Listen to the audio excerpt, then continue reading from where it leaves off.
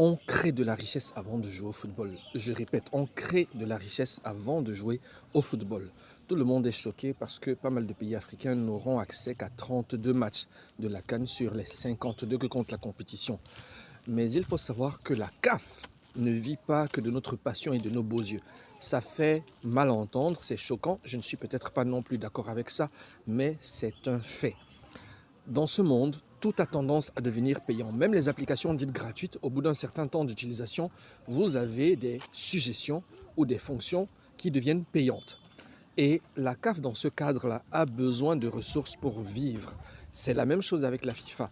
On annonce déjà pour la Coupe du Monde aux États-Unis, Canada et Mexique qu'il y aura, comme au basketball, des pauses de 3 minutes à l'intérieur des mi-temps, les fameux cooling breaks, sauf que elles seront appliquées même dans les cas où il ne fera pas chaud. Pourquoi on veut placer des espaces pubs à ces moments-là? Tout est en train de devenir payant dans ce monde. Peut-être que la seule chose qui n'est pas payante, c'est l'air qu'on respire. Et l'autre seule chose au-dessus, c'est le salut.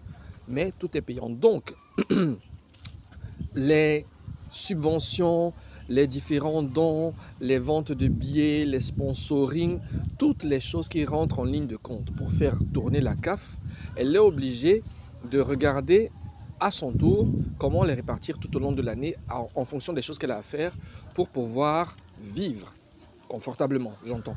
Et remarquez qu'en Afrique, nos championnats, pourquoi les stades sont vides, à part les pays du nord de l'Afrique et l'Afrique du Sud, avec peut-être la Tanzanie dans certains matchs, pourquoi les stades sont vides? Parce qu'on a des tickets à 1000 francs, 2000, mais les gens n'ont même pas suffisamment de pouvoir d'achat pour aller regarder ces matchs-là. Après, il y a aussi le fait que les matchs ne sont peut-être pas tous intéressants. Lorsqu'on a notre plus grande compétition, la CAN, on fait des tickets parfois à 5, 10, 15 000, mais même là encore, c'est difficile de remplir les stades. Vous avez même parfois les finales qui ne font pas du 100%. En Occident, regardez bien l'origine des clubs européens.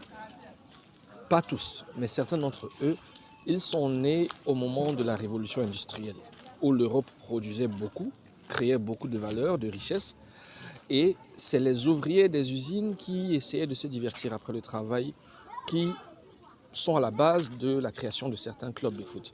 Évidemment, ce n'est pas la même chose partout, mais quand même, c'est l'essor ou l'effervescence économique européenne qui a favorisé le développement du football européen, les clubs, les sélections et toutes les compétitions que nous connaissons.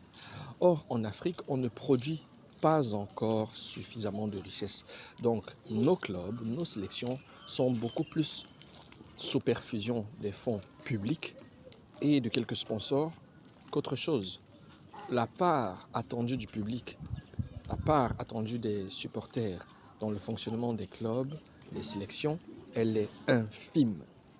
Et donc, on comprend qu'on en arrive à ce point. C'est pour ça que je dis, si l'Afrique veut évoluer dans le football, il faut d'abord qu'elle évolue économiquement. C'est très important.